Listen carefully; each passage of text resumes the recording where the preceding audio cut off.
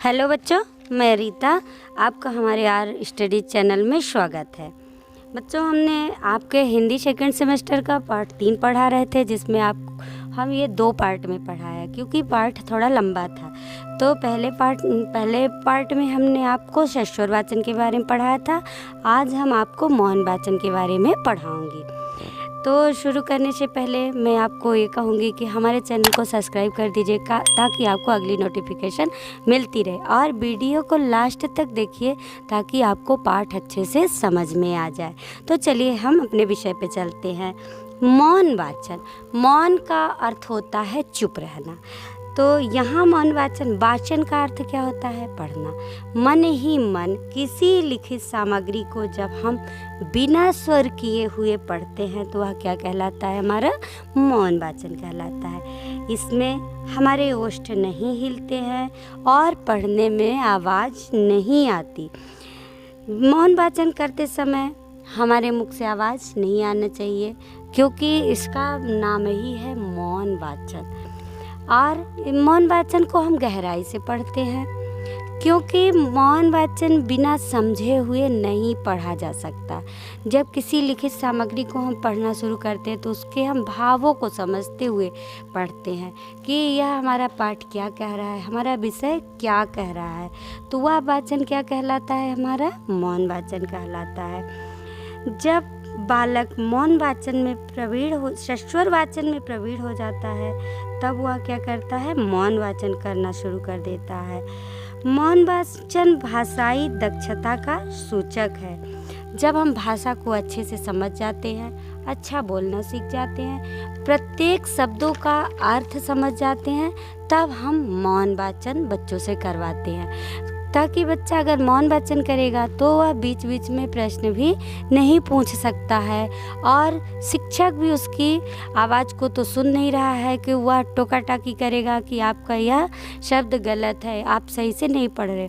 तो इसलिए जब हम बच्चों को षष्वर वाचन से दक्ष कर देते हैं, प्रत्येक शब्दों का वह सही अर्थ निकालना समझ जाता है, तब उससे हम मौन वाचन कहलाता है। और इससे बच्चा प्रत्येक भाषा के शब्द को वह बहुत अच्छे से समझ लेता है गहराई के साथ। इस तरह से ये हमारा मौन वाचन है। अब मौन वाचन के गुण क्या है? प्रत्येक वस्तु में कुछ गुण होते हैं और कुछ दोष होते हैं, जैसा कि पिछले में भी हमने आपको पढ़ाया है। तो मौन वाचन के क्या गुण है, क्या इससे हमें लाभ मिलता है मौन वाचन करने से? तो चलिए हम शुरू करते हैं। मौन वाचन से रसानुभूति होती है। मौन वाचन से क्या होती है? रसानुभूति होती है। किसी भी निबंध, किसी उपन्यास, किसी गद्य पाठ का, किसी कहानी का जब हम पठन कर रहे होते हैं मन में, तो क्या होता है? उसकी हमको अंदर से अनुभूति होती है। जैसी जैसी उसमें घटनाएं होती हैं, जैसे जैसे उसमें वर्णन किए होते हैं, तो क्या होता है? हमें उस मौन वाचन से समय की बचत होती है। मौन वाचन जब हम करते हैं ना, तो उससे क्या होता है? किसी पाठ को जल्दी भी पढ़ सकते हैं और कम समय में भी पढ़ सकते हैं। तो इससे हमारे समय की बचत होती है। मौन वाचन कहीं भी किसी स्थान पर किया जा सकता है। जैसे कि आपने पहले पढ़ा कि षष्वर वाचन के लिए एक विशेष जगह होती है, या तो कक्षा होती है, या तो कहीं उचित स्थान पर किया जा सकता है। लेकिन मौन वाचन जो है कहीं भी किसी भी जगह पर आप कर सकते हैं। चौथा है, मौन वाचन से हम जहाँ बैठे होते हैं वहाँ का माहौल शांत होता है, जिससे दूसरे व्यक्ति को किसी भी तरह की परेशानी नहीं होती। आपका 5वां है, मौन वाचन से गहन अध्ययन कर सकते हैं।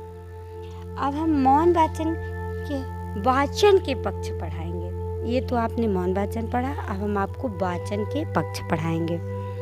बच्चों, वीडियो को लास्ट तक देखिएगा ताकि हम आपके लिए जो एक एक विषय इसमें लाए हैं, एक एक टॉपिक आपके लिए लेके आए हैं, बहुत महत्वपूर्ण है। आप इससे अपने परीक्षा की अच्छी तैयारी कर सकते हैं। तो इसलिए जब आप पूरे पाठ को अच्छे से सुनेंगे तभी आपके पाठ समझ में आएगा। चलिए तो हम वाचन के पक्ष पढ़ाते हैं। इसमें है बलाघात। बलाघात का क्या मतलब होता है? बलाघात या स्वराघात एक ही शब्द है। इसका प्रयोग बोलने में उस समय किया जाता है जब कोई शब्द एक से अधिक अक्षर का होता है, और जैसे कोई शब्द होता है और जिस अक्षर पर हम उस शब्द में बल का प्रयोग करते हैं वो क्या कहलाता है? बलाघात कहलाता है। बलाघात के नियम हम यहाँ आपको 5 नियम बताएंगे, क्योंकि आपके एग्जाम में लघुत्तरी प्रश्न आते हैं, निबंधात्मक प्रश्न नहीं आते हैं, तो इसलिए 5 पॉइंट आपके लिए काफ़ी होगा। बलाघात के नियम में पहला है एक अक्षर वाले शब्दों पर बल देना। जैसे बहुत सारे ऐसे शब्द हैं जो हम एक अक्षर वाले बोलते हैं, जैसे आ, जा, ला, लो आदि। इनमें कहाँ हम जोड़ देते हैं? उसी अक्षर पर हम जोड़ देते हैं। दूसरा है एक से अधिक अक्षर वाले शब्दों में यदि सभी अक्षर ह्रस्व हैं तो अंतिम अक्षर से पूर्व के अक्षर पर बल दिया जाता है। ह्रस्व का मतलब तो समझते ही है ना? हमारे स्वर में ह्रस्व और दीर्घ 2 तरह के स्वर होते हैं। ह्रस्व को हम छोटा स्वर कहते हैं, जैसे आ, ई, उ, री। तो कहाँ हम इसके अक्षर के पूर्व अक्षर पर बल दिया जाता है। जैसे कोई शब्द है जिसमें प्रत्येक अक्षर ह्रस्व है और उसका जो अंतिम अक्षर है, अंतिम अक्षर के पहले का जो अक्षर है उस पर बल दिया जाता है। तीसरा है यदि शब्द में संयुक्त अक्षर का प्रयोग हुआ है तो बलाघात संयुक्त व्यंजन के पूर्ववर्ती अक्षर पर दिया जाता है। जैसे सच्चा हो गया, बच्चा हो गया, तो सच्चा शब्द में सा पर बल दिया जाएगा ना, बच्चा है तो बा पर बल दिया जाएगा, इस तरह से। चौथा है संपूर्ण वाक्य में अर्थ के अनुसार किया शब्द पर बलाघात दिया जाता है। जैसे यह मेरी किताब है, यहाँ मेरी शब्द पर बल दिया जाएगा। 5वां है विसर्ग युक्त अक्षर वाले शब्द में विसर्ग वाले अक्षर पर ही जोर दिया जाएगा। जैसे दुख हो गया ना, तो दुख में हम खा को नहीं दू अक्षर पर बल देंगे। यानी दुख अक्षर में अगर पूछता है बलाघात कहाँ है तो कहाँ होगा? दू। जिस अक्षर के आगे हम विसर्ग लगाते हैं उसी अक्षर पर हम बल का प्रयोग करते हैं।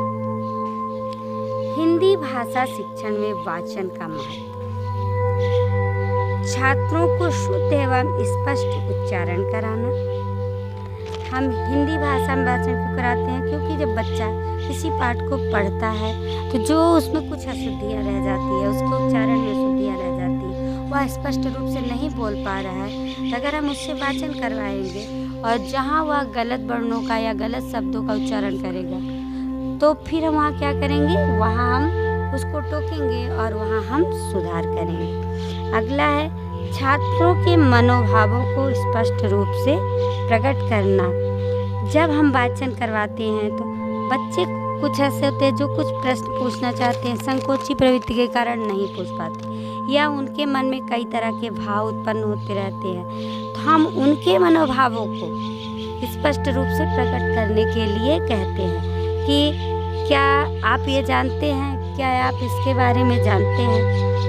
अगला है छात्रों में संकोच तथा आत्महीनता की भावना को खत्म करना।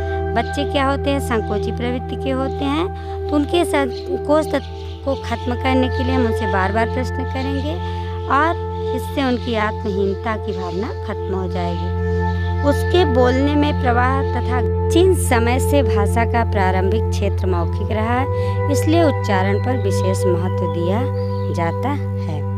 उच्चारण संबंधी अशुद्धियाँ, जैसे जिन वर्णों का हम उच्चारण या जिन शब्दों का उच्चारण करते हैं उसमें हमारी कैसी कैसी अशुद्धियाँ आ जाती हैं। जैसे यह अशुद्धियाँ सामान्यतः स्वतंत्र वर्णों अथवा मात्रायुक्त वर्णों के मध्य पाई जाती हैं। जैसे कुछ हम शुद्ध वर्ण और अशुद्ध वर्ण आपको दिखा रहे हैं। जैसे हुआ को हम लोग अशुद्ध वर्णों हुआ, जैसे कोई कार्य कहते हैं कि ये कार्य हुआ तो हम हुआ बोल देते हैं, ऐसा लिख देते हैं, दिए, मतलब ए और ए की मात्रा में इन मात्राओं को अंतर इसमें समझना चाहिए कि कहाँ डायरेक्ट स्वर के साथ प्रयोग हो रहा है और कहाँ स्वर और व्यंजन का प्रयोग हो रहा है। अच्छा, अशुद्धियों का कारण क्या होता है? एक तो हम सही ढंग से किसी शब्दों का सही उच्चारण नहीं करते तो गलत उच्चारण के कारण होता है। दूसरा, हमें नियमों की अनभिज्ञता, दूसरा हमें नियम नहीं पता होते कि हमारे उच्चारण में कौन से अवयव कहाँ स्पर्श करते हैं। अब इन अशुद्धियों का निराकरण ए छ ज और ज्ञा, री और रा आदि का उच्चारण अलग अलग जगहों से किया जाता है, परंतु अनभिज्ञता से किया जाता है, परंतु अनभिज्ञता के कारण एक जैसे कर देते हैं, जिससे कि जब हम लेखन करते हैं तो वहाँ अशुद्धियाँ पाई जाती हैं। कई वर्ण हमारे हिंदी भाषा में ऐसे हैं जिसको हम अलग अलग होते हुए भी हम एक जैसे उच्चारण कर देते हैं। तो यहाँ हमारे क्या होते हैं, बोल तो लेते हैं लेकिन जब हम लेखन करते हैं तो वहाँ अशुद्धियाँ पाई जाती हैं। वाचन में अशुद्ध उच्चारण के कारण क्या क्या हो सकते हैं। क्षेत्रीय प्रभाव, बच्चा जिस जगह से होता है, जिस क्षेत्र से होता है, वहाँ कुछ ऐसी वहाँ की क्षेत्रीय भाषाएं होती हैं जिसको हम लोकल भाषाएं कहते हैं। तो वह उन भाषाओं को जब हिंदी भाषा में बोलता है तो वह उसी क्षेत्रीय भाषा का प्रयोग करता है, जिससे क्या हो जाता है, हमारी हिंदी भाषा में कई गलतियाँ आ जाती हैं। अशुद्ध उच्चारण वाले व्यक्तियों के साथ संपर्क, अपने आसपास के बच्चे जिस भाषा का प्रयोग करते हैं हम उसी भाषा का प्रयोग बच्चा स्कूल आके करता है, और ऐसा इस करने से क्या होता है कि वहाँ अशुद्ध उच्चारण हो जाता है। भौगोलिक प्रभाव, कई जगहों की जलवायु गर्म होती है जिससे लोग अपने बॉडी में मुख को कवर करके निकलते हैं। अगर कपड़े से मुख को हम बांधे हुए हैं तो कुछ बोलते हैं और सुनने वाले को कुछ सुनाई देता है। इस कारण भी कई ऐसे वर्ण हम गलत रूप से बोलते हैं। अक्षर और मात्राओं का अस्पष्ट ज्ञान, ये तो मूल कारण है कि अगर हमें सही से मात्रा, सही से अक्षरों की पहचान तथा उच्चारण स्थान का पता नहीं है, क्योंकि हमारे कई 25 वर्ण स्पर्शी हैं, ऊष्म हैं और संयुक्त हैं, तो अलग अलग जगहों से इन सब का उच्चारण किया जाता है। अगर हमें सही से अक्षर मात्रा का ज्ञान नहीं है तो हम वहाँ हमारा उच्चारण अशुद्ध हो जाएगा। और शारीरिक विकार, शारीरिक विकार में जैसे हमारे बोलने के लिए जितने अवयव होते हैं, जीवा हो गया, दंत हो गया, ओष्ठ हो गया, स्वर तंत्र हो गया, तालु हो गया, मूर्धा हो गया, ओष्ठ हो गया, अगर इनमें किसी भी अंग में विकार है तो हम सही से शब्दों या वर्णों को नहीं बोल पाते। इस कारण भी हमारा उच्चारण अशुद्ध हो जाता है। अशुद्ध उच्चारण के प्रकार,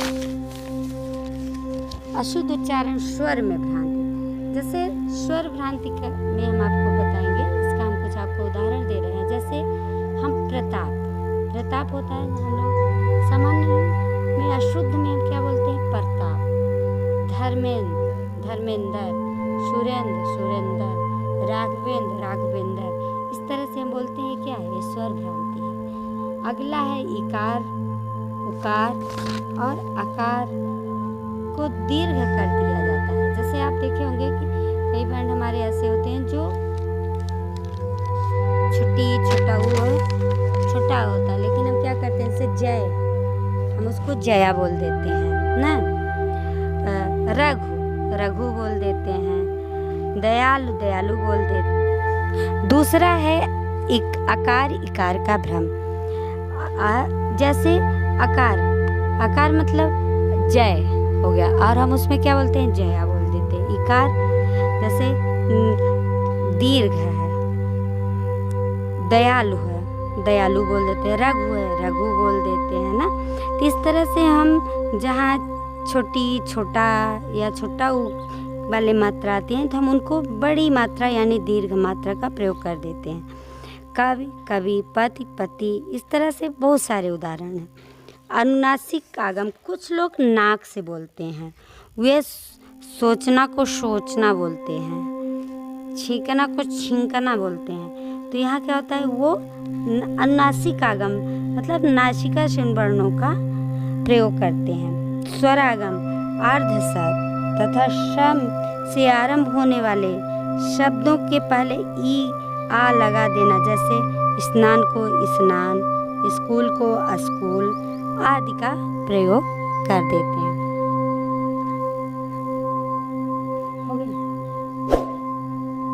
अगर आपको इस चैप्टर का नोट्स चाहिए तो आप डिस्क्रिप्शन बॉक्स में जाके लिंक में डाउनलोड कर सकते हैं। बच्चों, अगर वीडियो पसंद आई है तो लाइक करें और अपने फ्रेंड के साथ शेयर करें। धन्यवाद।